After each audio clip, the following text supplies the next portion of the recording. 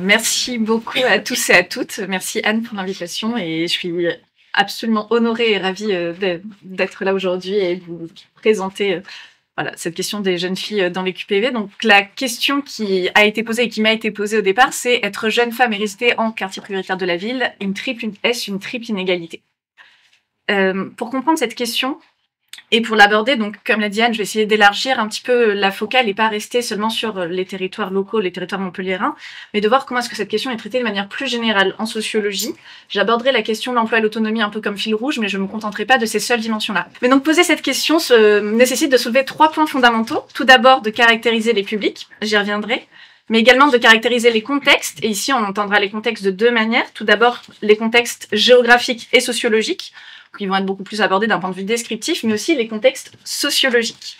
Et une des questions que je vais poser aujourd'hui, c'est que disent les enquêtes qu'on a en sciences sociales et en sociologie des jeunes filles dans les QPV. Et on va voir qu'elles disent pas grand-chose, en fait, paradoxalement. Et enfin, 3e dimension, comment est-ce qu'on peut, dans quelle mesure les propriétés de ces publics sont également des éléments de discrimination spécifique et d'inégalité qui permettent de parler de la catégorie comme une catégorie plus ou moins homogène. Donc ce que je propose aujourd'hui, c'est moins un état de l'art. En tout cas, je vais essayer de faire quelque chose de pas trop universitaire, même si ce sera très universitaire. Veuillez m'excuser. Mais essayer de comprendre moins un état de l'art qu'une réflexion autour de la combinaison des contraintes et des ressources et de la manière dont elles s'articulent aussi au contexte. On va le voir, vous allez le voir, on a peu d'éléments empiriques spécifiques aujourd'hui sur les jeunes filles et les QPV, en tout cas de manière générale, au niveau de la France, de manière plus générale, et pas dans les territoires. Mais la plupart des éléments que je présente peuvent être mis au regard du cahier de l'Observatoire numéro 1 qui a été coordonné par Anne et que vous avez tous et toutes lu. Donc vous allez voir s'il y a beaucoup d'écoutes.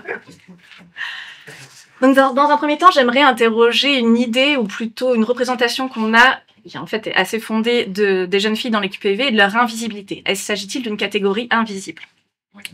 Quand on parle d'invisibilité, la première invisibilité auquel on pense et à laquelle je vais m'intéresser, c'est la question de l'invisibilité physique. Est-ce qu'on voit ces jeunes filles dans les espaces urbains, dans les espaces publics urbains? Ça, paradoxalement, c'est un enjeu central de la sociologie urbaine contemporaine, la question de la visibilité, de la présence ou de l'invisibilité des femmes de manière générale et des jeunes filles en particulier. Alors, loin d'être une absence physique, elles sont présentes dans l'espace public. Cette invisibilité révèle plutôt de mécanismes structurels qui sont liés à une conception genrée des espaces et aux normes sociales qui sont liées. Et je vais un petit peu développer. Le premier élément qui permet d'expliquer ou de rendre compte de cette invisibilité est moins une non-présence qu'une transparence des corps féminins. Donc ça, c'est notamment les travaux d'Edith Marie-Jol, qui est une géographe urbaine qui le développe, et qui montre qu'en fait les femmes ne sont pas absentes de l'espace public, les jeunes filles en particulier, mais qu'elles sont rendues transparentes par les aménagements urbains relativement inadaptés. Alors je fais un aparté, l'espace Gisèle Halimi, en fait, juste devant là, cette structuration de l'espace, c'est inspiré des travaux de sociologie urbaine pour justement créer des espaces de présence et de visibilité des femmes, des endroits où elles peuvent rester de manière sécuritaire. On pourra en discuter si vous voulez, mais c'est hyper intéressant que ça se passe dans cet espace-là aussi. Donc non seulement les aménagements sont inadaptés la plupart du temps, mais aussi les normes sociales sont excluantes. La mobilité des femmes, la plupart du temps, est contrainte sur des trajets relativement utilitaires, école, courses, transport de personnes, sans forcément possibilité de s'arrêter et d'occuper de l'espace. En tout cas, c'est ce que montre la sociologie urbaine. On a un élément supplémentaire pour les jeunes filles qui sont que la plupart des loisirs féminins et des adolescentes se déroulent dans des espaces clos à domicile et moins dans l'espace public, d'où une double transparence des corps féminins. Le deuxième critère, ou plutôt la deuxième explication de cette invisibilité des jeunes filles dans les espaces publics urbains, c'est un contrôle des corps, qui est un contrôle des corps essentiellement genré. Donc, cette invisibilité, notamment dans les quartiers prioritaires de la ville, relève aussi de rapports de pouvoir et de positionnement dans ces rapports de pouvoir. Là, je m'appuie particulièrement sur les travaux d'Isabelle Claire, qui est une sociologue que j'adore et que je vous conseille, qui a travaillé sur les jeunes et l'amour dans les cités, c'est son livre. Donc elle a travaillé sur les banlieues parisiennes et sur la construction de la relation amoureuse hétérosexuelle à la fois en milieu rural et en milieu populaire, et dans les QPV notamment. Et elle montre en fait la manière dont les jeunes filles sont confrontées à des représentations et des injonctions très fortes concernant leur sexualité et leur réputation, dans un contexte où l'hétérosexualité ou la norme hétérosexuelle domine les interactions sociales. Donc face à ces enjeux réputationnels, en fait, les jeunes filles sont en liberté, mais en liberté surveillée, que ce soit par la famille ou par les pairs, d'où une présence qui est toujours une présence en quête de réputation. Donc elle parle de filles en liberté surveillée. Mais au-delà de cette invisibilité, qui est une invisibilité physique, une invisibilité urbaine, une autre invisibilité m'intéresse aujourd'hui, qui est l'absence, en fait, de ces jeunes filles dans les catégories de la recherche, dans la recherche en sciences sociales. J'ai vraiment cherché et il n'y a aujourd'hui pas de grandes enquêtes qui portent spécifiquement sur ce public et c'est un travail qui reste à faire. Donc pourquoi est-ce qu'il s'agit aujourd'hui d'une catégorie oubliée de la recherche ? D'un point de vue vraiment juste statistique, il y a une décorrélation très forte entre le poids statistique de ces jeunes filles dans la population et le nombre d'enquêtes qui leur sont spécifiquement dédiées. Alors ça ne veut pas dire qu'elles n'existent pas, mais ça veut dire qu'on va les retrouver en pointillé ou plutôt par contraposé dans différentes enquêtes. Par exemple, une enquête aujourd'hui qui est assez importante en sociologie du genre et de la précarité des classes populaires, c'est l'enquête de Yael Anselme-Manguy, que je conseille, qui s'appelle Les filles du coin, qui s'intéresse aux jeunes filles dans les milieux précaires, mais en milieu rural. Et on n'a pas d'équivalent de cette enquête sur les jeunes filles en milieu urbain. Mais c'est une enquête qui est vraiment intéressante et on va retrouver des dynamiques, en fait, mises en avant par Yael Anselme-Manguy, qui ont été mises aussi en avant dans les cahiers de l'Observatoire. Concernant la famille, là où on retrouve le plus souvent en fait des travaux et des résultats sur les jeunes filles dans les milieux précaires, ça va être sur toutes les questions du devenir de la famille, des familles une origine géographique qui n'est pas française. Donc là, je pense notamment au travail de Stéphane Beau, La famille des Belloumi. Je ne sais pas si vous connaissez, mais c'est très bien. Il y a beaucoup d'entretiens. Et en fait, Stéphane Beau, dans La famille des Belloumi, va mettre en avant la position particulière des filles au sein de la fratrie et montrer comment est-ce qu'elles deviennent en fait des éléments moteurs de la trajectoire sociale ascendante de l'ensemble de la famille. Là encore, l'enquête porte pas spécifiquement sur les jeunes filles, mais on voit le poids important des jeunes filles dans la structure familiale. Et enfin, de manière plus surprenante et qui nous intéresse un peu plus aujourd'hui, lorsqu'on prend les enquêtes sur la banlieue, et il y en a quand même pas mal en sociologie, ce qui marque à chaque fois, c'est que lorsqu'on parle des jeunes, on parle des jeunes garçons, et très rarement des jeunes filles. Donc là, je donne 2 exemples, mais on pourrait y en avoir d'autres qui sont plus ou moins datés. Le travail de Jean-Marc Tébé, qui datait d'avant 2005, donc de 2002, sur la crise des banlieues, parle essentiellement en fait des milieux précaires et des jeunes garçons. Et de manière beaucoup plus récente, le travail de Fabien Truong, qui a été enseignant en banlieue parisienne et qui travaille sur les jeunesses françaises et l'augmentation de niveau de diplôme dans la jeunesse française, en fait, s'intéresse aussi essentiellement aux jeunes garçons, même s'il a quelques jeunes filles, mais en fait, il y a une homogénéisation de la catégorie des jeunes autour des garçons. Lorsqu'on parle des banlieues, je mets des guillemets à banlieue. Alors, cette invisibilité sociologique, en fait, elle a aussi des conséquences politiques. En fait, cette invisibilité des travaux de sociologie, elle s'appuie et elle entretient une invisibilité politique de ces jeunes filles. Et cette dernière a été particulièrement manifeste, il y a maintenant près de 20 ans, lors des émeutes de 2005, même si on l'a retrouvée lors des émeutes plus récentes de l'été 2023. Donc, je vous ai mis un extrait que je vais pas lire parce que d'un article de Julie Delville sur les jeunes filles invisibles dans les quartiers populaires. Et en fait, dans cet article, elle s'intéresse moins à l'invisibilité des jeunes filles qu'à la visibilité des garçons, à la visibilité à la fois médiatique et politique des garçons dans les milieux populaires ou dans les quartiers prioritaires de la ville. Et je vous résume, et vous pouvez lire l'extrait si vous voulez, c'est que si les pratiques de confrontation et d'expression de la colère des jeunes filles sont moins médiatisables, parce qu'elles se passent plus dans un contexte privé ou dans un contexte associatif, elles sont aussi moins politisables ou moins directement politisables, ce qui a aussi des effets en termes d'invisibilisation politique. Pourtant, il s'agit bien d'une catégorie et d'une catégorie d'intervention politique, on est là aujourd'hui pour en témoigner. Et si on parle de catégorie, c'est bien qu'il y a des conditions d'accès à l'emploi et des discriminations qui les caractérisent. Et c'est sur ça que je reviendrai après. Mais tout d'abord, je vais faire un petit pas de côté pour dire que comme toute catégorie sociologique, c'est une catégorie qu'il ne faut pas homogénéiser sans précaution. C'est une catégorie qui peine à être homogénéisée. Et ici, ce n'est pas parce on utilise et que j'utilise un intitulé commun qu'il faut homogénéiser la catégorie nécessairement.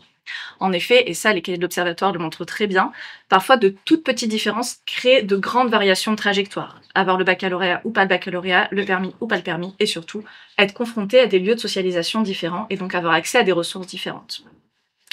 Donc malgré l'homogénéisation de mon discours, il serait intéressant de regarder ce que font les petites variations aux grandes trajectoires.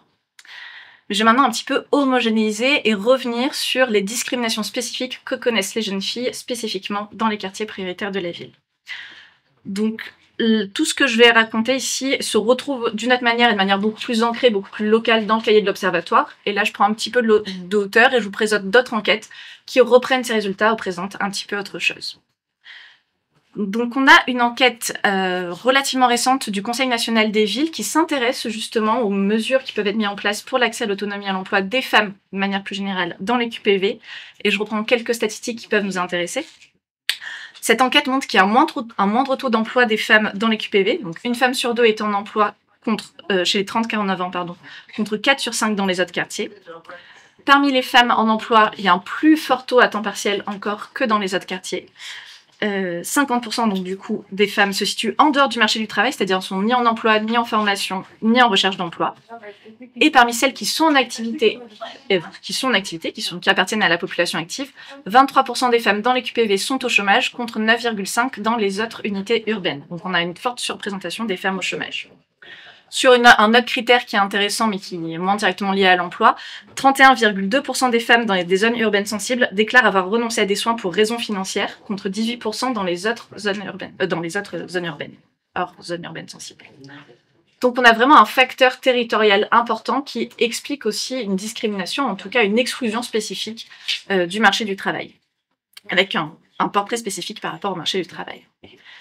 Mais en lien avec cette question de l'emploi, en fait, on ne peut pas penser l'insertion dans l'emploi sans penser les autres discriminations. Et en fait, ce qu'on va voir, c'est que concernant les jeunes filles dans le QPV, on a une articulation très forte des discriminations à la fois religieuses, d'âge et de genre, en dehors des simples caractéristiques territoriales. Concernant les discriminations religieuses, là, on manque en France de statistiques qui permettent vraiment d'avoir des résultats probants. Donc, c'est à chaque fois, la plupart du temps, lorsqu'on fait des enquêtes sur l'effet de la religion sur la discrimination, on fait ce qu'on appelle du testing. Donc, est-ce que tout le monde sait ce que c'est une enquête de testing? Le testing, c'est d'envoyer, par exemple, très classiquement, plein de CV avec ou sans photo, en modifiant les noms, le même CV à différentes entreprises, et on voit le taux de réponse. Donc là, c'est une enquête qu'avait fait l'Observatoire national des discriminations et de l'égalité dans le supérieur, qui date de décembre 2024, donc à peu près en même temps que l'Observatoire, donc c'est une enquête assez récente, et qui a fait du testing spécifiquement sur l'accès à l'apprentissage des jeunes filles, et qui a montré une discrimination abusive à l'embauche concernant le voile. Le port du voile entraîne une baisse de 81% de chances d'obtenir un contrat d'apprentissage, et ce, indépendamment de l'origine des candidates. Donc il y a vraiment un facteur propre au fait d'être voilée dans l'accès à l'apprentissage. Et cette discrimination religieuse donc est autonome et plus marquée encore que celle de l'origine. C'est vraiment le voile qui fonctionne comme stigmate et pas l'origine géographique. Donc ce signal vient donc effacer les autres caractéristiques du profil de la candidate. On a d'autres discriminations là qui vont plutôt jouer sur l'accès à l'emploi autour du genre, à la fois du fait des contraintes familiales, comme ça a été montré dans le cahier de l'Observatoire, mais aussi sur les types d'emplois qui sont proposés. On a vraiment une représentation, notamment des jeunes filles en milieu populaire, comme ayant une compétence spécifique pour des métiers qui relèvent des métiers du care. Je ne vais pas forcément développer là-dessus, mais on pourrait revenir si vous voulez. Au-delà des discriminations religieuses et de genre, on a des discriminations d'âge qui, elles, sont plutôt bien renseignées et sur lesquelles je vais m'appesantir un petit peu.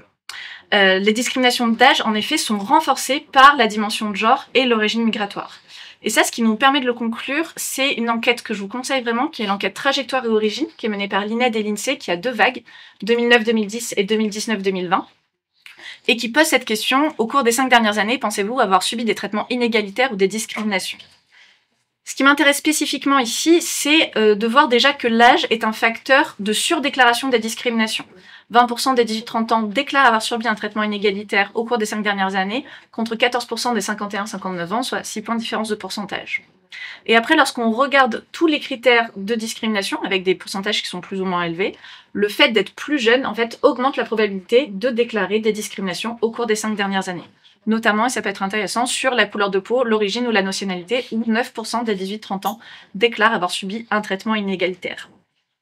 Sur d'autres statistiques que je ne montre pas nécessairement, sur lesquelles on pourrait revenir, les jeunes femmes déclarent davantage que les jeunes hommes être concernés par les discriminations, 23% des jeunes femmes contre 17% des jeunes hommes, et les jeunes immigrés ou descendants d'immigrés sont 31% à déclarer une discrimination au cours des 5 dernières années. Et ce ressenti discriminatoire est accentué encore par l'origine géographique. Les jeunes issus de l'immigration africaine hors Maghreb sont 42% à déclarer une discrimination au cours des 5 dernières années et 37% pour les jeunes avec une origine géographique du Maghreb. Donc, ce qui est intéressant, en fait, et ce qu'on peut retenir ici, c'est qu'on constate assez rapidement que non seulement les jeunes filles racisées en postulant que les jeunes filles dans le QPV sont racisées, on pourrait y revenir aussi, vivent et déclarent des formes de discrimination qui sont multiples, mais également que ces discriminations sont difficiles à décorréler entre elles, difficiles de les penser indépendamment les unes des autres. Donc il s'agit à présent de prendre un petit peu de distance, un petit peu de hauteur, et d'analyser la manière dont ces discriminations peuvent ne pas être pensées séparément, mais être articulées ensemble et être analysées ensemble. Donc c'est la question que je pose à présent. Est-ce qu'on peut parler de cumulativité des contraintes ou d'intersectionnalité des rapports de domination? En effet, comprendre la situation de ces jeunes filles nécessite de se poser une question centrale en recherche. Doit-on traiter les facteurs de discrimination comme étant indépendants les uns des autres? Ou bien faut-il les penser en interaction? Faut-il penser l'interaction entre les discriminations et la manière dont elles s'entretiennent entre elles? Et cela nécessite aussi de poser une autre question qui est relativement abordée. Dans quelle mesure, lorsqu'on parle de cette catégorie, on parle d'une catégorie qui est à la fois homogène, mais qui est aussi différente des autres? Dans quelle mesure est-ce que la situation que connaissent les jeunes filles dans les QPV est différente des jeunes garçons dans les QPV, ou encore des jeunes filles de milieu populaire en milieu rural, par exemple? Pour répondre à cette question, on a un outil conceptuel en sociologie qui est la notion d'intersectionnalité. Donc la notion d'intersectionnalité, elle est développée en 1989 par une juriste, Kimberly Crenshaw. Et en fait, Crenshaw, au départ, c'est une avocate et juriste, et elle s'intéresse aux violences conjugales subies par les femmes afro-américaines. Et elle montre que dans les jugements, dans les procédures de justice connues par les femmes afro-américaines, elles sont renvoyées soit à leur genre, soit à leur race, mais jamais aux deux. Et du coup, la spécificité de leur situation n'est jamais prise en compte. Et donc, il n'y a pas de mesures politiques qui permettent de lutter contre ces violences conjugales spécifiques. Ce faisant, ces travaux ont été repris et aujourd'hui, la notion met en lumière la manière dont les différentes formes de domination, de genre, de race, mais également de handicap et de sexualité, ou également territoriale, peuvent se conjuguer et produire à chaque fois des expériences qui sont spécifiques, des expériences spécifiques d'oppression. On est vraiment là, pour le coup, dans un vocabulaire politique. Plus qu'un simple cumul, il s'agit de voir comment ces rapports de pouvoir sont indissociables et surtout de souligner ici leur dimension structurelle, leur articulation et leur dimension structurelle. Pardon, j'ai oublié d'avancer. Alors c'est un concept qui est très utilisé aujourd'hui en sciences sociales et en sciences politiques parce qu'il offre aux chercheurs un outil critique pour concevoir des politiques publiques et des pratiques qui soient réellement inclusives et qui permettent de saisir la complexité des vécus et pas de simplifier autour d'analyses monocatégorielles. Il y a donc un vrai enjeu pour les politiques publiques de se saisir de cette notion et de réfléchir à la manière dont cette notion permet d'éclairer les enjeux politiques. Alors pour revenir à notre sujet, si on parle des jeunes filles dans les QPV, quelles variables on va prendre en compte? Parce qu'un des enjeux de la notion d'intersectionnalité, c'est d'articuler les rapports de domination et les variables, mais se pose la question de quelles variables on prend en compte. Et contrairement à ce que laisse penser le titre, qui laisse sous-entendre qu'il n'y a que 3 dimensions, en fait on se rend compte en décortiquant qu'il y a beaucoup plus de dimensions que ça à prendre en compte. La première dimension, on l'a vu, je suis revenue dessus, c'est la question de l'âge. On a vu quand, paradoxalement, la question de l'âge, ou plutôt la variable de l'âge, était une dimension structurante dans la déclaration des discriminations. Elle ne peut pas être mise de côté. Il y a une autre notion que j'ai peu développée ici, mais qui est tout à fait sous-entendue, c'est l'analyse en termes de classe, c'est-à-dire en termes de position sociale et de position économique, et donc aussi de la précarité économique des situations. La troisième dimension, on en a un petit peu parlé, mais c'est en elle-même une variable assez structurelle et assez générale, c'est la variable du genre, de la position genrée. Et on voit et on a vu à quel point cette dimension était fortement articulée aux autres. Si je dois le dire autrement, c'est pas la même chose d'être une jeune fille en milieu rural, d'être une jeune fille en milieu urbain, ou d'être une jeune fille dans un milieu beaucoup plus aisé. On n'a pas les mêmes normes de genre qui pèsent sur les individus. La troisième dimension, c'est la variable raciale, c'est la racialisation. On va plutôt parler de racialisation pour désigner un processus. Je mets les guillemets ici, qu'on soit très clair, je parle absolument pas de biologie là-dedans, c'est absolument pas la question, mais en sociologie, on mobilise la race, le terme de race désigne un rapport de domination spécifique autour de la racialisation des individus, que ce soit l'origine géographique ou la religion notamment. Je pourrais revenir dessus s'il y a besoin de discuter. Bon, cette variable est également une variable structurelle, mais peu d'analyses statistiques permettent de s'en saisir pleinement, ce qui fait qu'on a à chaque fois recours à ce qu'on appelle des proxys, c'est-à-dire l'origine géographique comme seul indicateur, mais qui ne prend pas en compte l'ensemble du rapport de domination qui peut exister, qui peut s'articuler autour de cette variable-là. Bon, ça, ces 4 dimensions sont assez classiques dans l'analyse intersectionnelle. Ce qui est beaucoup plus original et ce qui tend à être discuté, c'est la manière dont le territoire ou le lieu d'habitation crée aussi une position, crée aussi des contraintes spécifiques. C'est plus inhabituel de croiser ces dimensions avec les précédentes, et pourtant, les travaux de géographie sociale et de sociologie urbaine montrent bien que le territoire peut être à la fois un espace de contrainte, du fait de l'éloignement ou du fait du contrôle des corps et des sociabilités, par exemple, mais également un espace de ressources. Donc ça, on a une notion en sociologie qui est la notion de capital d'autochtonie. Le capital d'autochtonie, c'est la manière dont le réseau social fonctionne comme ressource pour permettre l'accès à l'autonomie et à l'emploi, notamment. Ça a été beaucoup développé en sociologie rurale, mais des travaux restent à faire pour savoir si les jeunes filles dans les QPV bénéficient de ce capital d'autochtonie ou pas. Donc les nouveaux enjeux des politiques publiques autour de cette notion seraient alors moins de décorréler chacune des dimensions, mais bien de les articuler pour développer des outils permettant de prendre en compte ces formes d'appartenance sociale sans les décorréler les unes des autres, en les articulant, ou comme j'aime le dire, en les tricotant ensemble. Enfin, en conclusion, j'aimerais revenir sur un terme que j'ai employé et qui peut surprendre et qui est aussi un terme très politique, c'est celui de domination. Dans quelle mesure peut-on parler de rapport de domination concernant ce public ? Alors, le choix de parler de rapport de domination est aussi bien un choix scientifique qu'un choix politique. Néanmoins, parler de rapport de domination induit nécessairement deux choses. D'abord, de parler de relation, on est toujours en domination par rapport à quelque chose d'autre, mais aussi de contexte. Donc, concernant les jeunes filles dans les QPV, la question qui se pose est de savoir au regard de qui, ou au regard de quoi ces dominations prennent telle forme. Et dans le contexte des missions locales, on peut en distinguer au moins trois, peut-être que vous en verrez d'autres. Les premières dominations sont les dominations d'ordre social et catégoriel qui vont entraîner des systèmes de contraintes spécifiques, ce qu'on a pu voir précédemment. Les deuxièmes rapports de domination concernent davantage l'individu et la limite à l'autonomie individuelle que ces contraintes et ces formes de domination peuvent mettre, par exemple à travers des systèmes de dépendance plus poussés du fait de ces systèmes de contraintes. Et enfin, le troisième rapport de domination est au regard des institutions, qu'elles soient scolaires, économiques ou politiques. Et de ce point de vue, ne pas prendre en compte la spécificité des situations sociales et l'intersection des dominations qui caractérisent cette population, c'est contribuer à reproduire, d'une manière ou d'une autre, le système de domination. Je vous remercie de votre attention.